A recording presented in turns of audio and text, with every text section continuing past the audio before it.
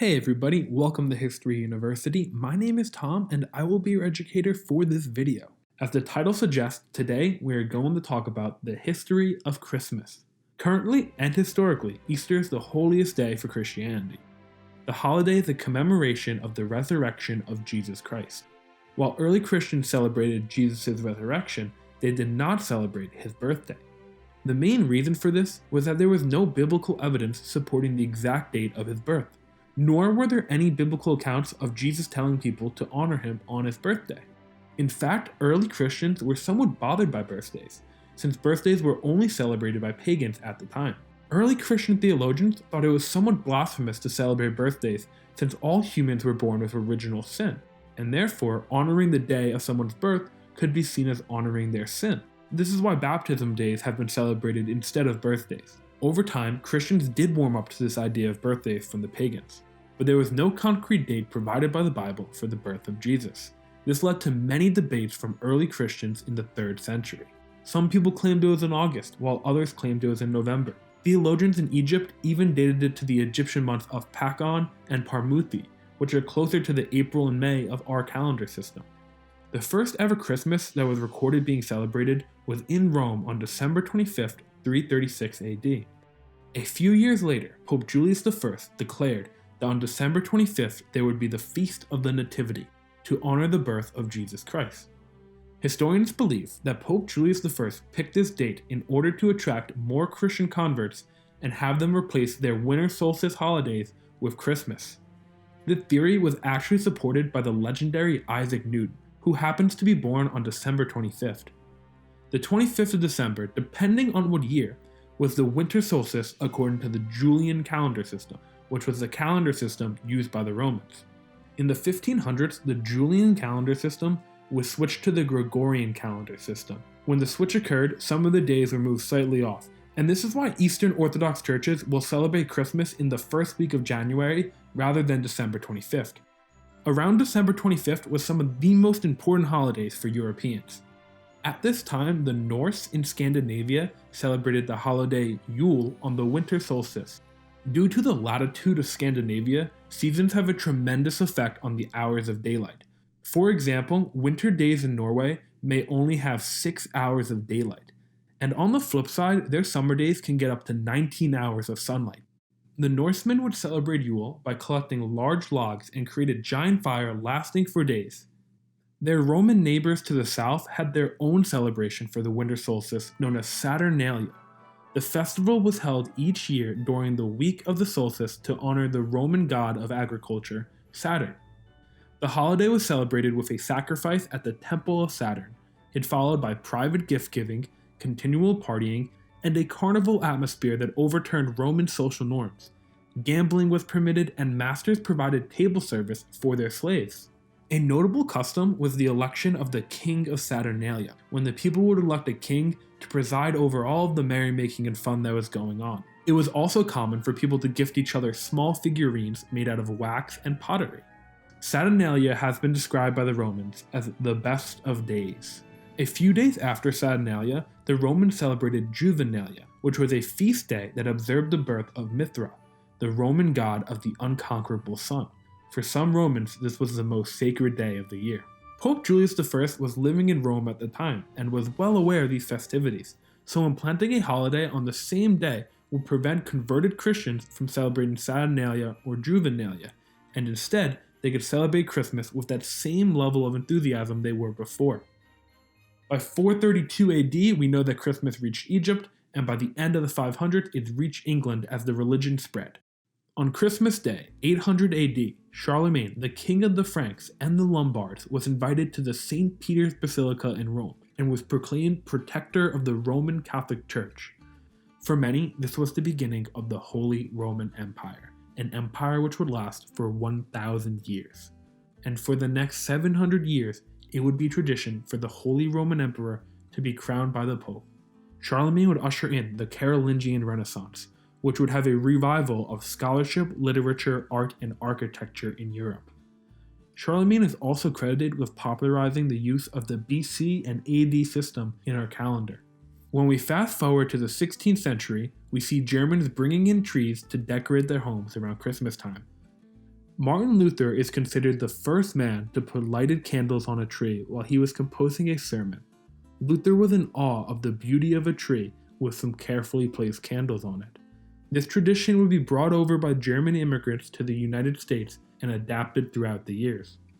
During the 1600s, we see some big changes to Christmas. Oliver Cromwell and his Puritan forces took over England in 1645. They vowed to rid England of decadence, and as a part of their effort, they cancelled Christmas.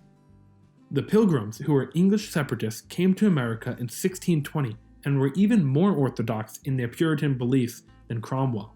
Pilgrims believed, since there was no direction from the Bible to celebrate Christmas, that Christmas must have been invented by man, and therefore it should not be celebrated. As a result, Christmas was not a holiday in early America. From 1659 to 1681, the celebration of Christmas was actually outlawed in Boston. Anyone exhibiting the Christmas spirit was fined 5 shillings. After that brief period was over, most people returned to celebrating Christmas in colonial America. Alright, so I know what you're wondering. What's up with Santa Claus and where does he come in? The backstory goes like this. St. Nicholas, aka Nicholas the Wonder Maker, was descended from a wealthy Greek family in the late 3rd century AD. During this time, arranged marriages were the norm. There happens to be a man who had 3 daughters and could not pay the dowry for any of them. This meant that they would probably stay unmarried and would be forced to become prostitutes. Hearing of this dilemma, Nicholas decided he wanted to help, but he was way too modest to help the family in public, and he did not want other people to know about the struggles that they were facing. So one night, he went to the house and threw a purse full of gold coins through the window. The father immediately arranged a marriage for his first daughter, and after the wedding, Nicholas came back and threw a second bag of gold through the same window. After the second marriage, Nicholas attempted to do the same thing again, but this time the father caught him in the act and thanked him. Nicholas then ordered him not to tell anyone about these gifts. Nicholas would later become a bishop and eventually a saint. He is considered the patron saint of sailors, merchants, archers, repentant thieves, prostitutes, children, brewers, pawnbrokers, and unmarried people. Nicholas's secret gift-giving and popularity grew throughout Europe during the Middle Ages, and for some reason, the Dutch took a particular liking to Nicholas. In Dutch, they referred to him as Sint Nicolaas, and the shortened nickname became Sinterklaas. When the Dutch came to America, they brought over the tradition of Sinterklaas. Santa Claus was inspired by Sinterklaas, but he also incorporated a few features from the English Father Christmas. For this reason, the Dutch traditions of Sinterklaas are slightly different from Santa Claus. In the early 1800s, Washington Irving helped to popularize Sinterklaas when he referred to St. Nicholas as the patron saint of New York in his book, The History of New York. In 1822, Clement Clarke Moore, an Episcopal minister, wrote a long Christmas poem for his 3 daughters. It was entitled An Account of a Visit from St. Nicholas, and now is more popularly known as 'Twas the Night Before Christmas. In 1870, the United States then declared Christmas a federal holiday. Then in 1881, political cartoonist Thomas Nast drew on Moore's poem to create the first likeness that matches our modern image of Santa Claus.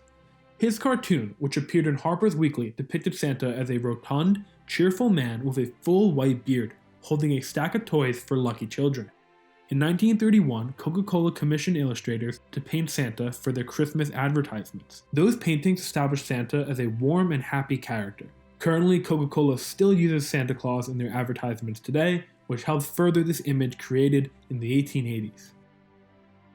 Over the years, the gift-giving around Christmas has morphed over time. Gift-giving practices date back to the pre-Christmas winter solstice festivals that we initially mentioned.